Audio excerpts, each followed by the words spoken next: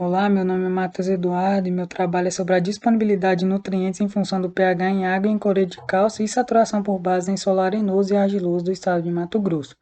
Sou orientado pelo professor Dr. Milton Ferreira de Moraes pela modalidade PIBIC. Os Objetivos de Desenvolvimento Sustentável da ONU, aos quais a pesquisa está vinculada, são o 2 e o 15. Os solos da região do Cerrado são naturalmente ácidos, ou seja, possuem baixos valores de pH e, consequentemente, saturação por base. Para corrigi-los, faz-se necessário o uso da calagem, para que se reduza a quantidade de prótons da solução do solo, aumentando também a disponibilidade de nutrientes.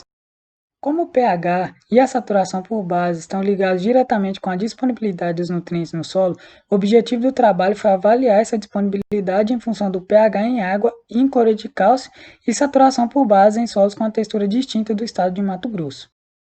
O experimento foi realizado em casa de vegetação da Universidade Federal de Mato Grosso, Barra do Garças, e foram-se utilizados dois solos, um com textura média e outro com textura argilosa, coletados na profundidade de 0 a 20 centímetros em área nativa.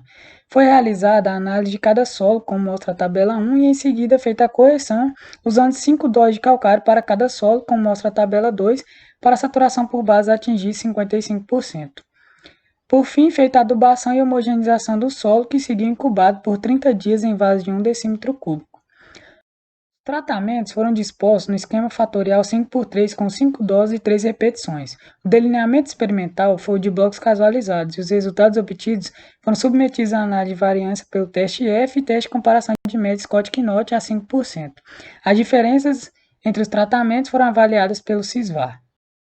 Com os resultados obtidos, foi possível observar que as doses aplicadas aumentaram tanto o pH em água quanto em cloreto de cálcio como esperado, havendo diferença entre os dois, como mostram os gráficos, de modo que o solo de textura média respondeu melhor às doses aplicadas, tendo maior amplitude em relação ao solo argiloso. A saturação por base seguiu a mesma tendência, onde os dois solos atingiram a saturação por base desejada com a dose 1 recomendada, mas com o aumento das doses, o solo de textura média teve melhor resposta em relação ao solo argiloso.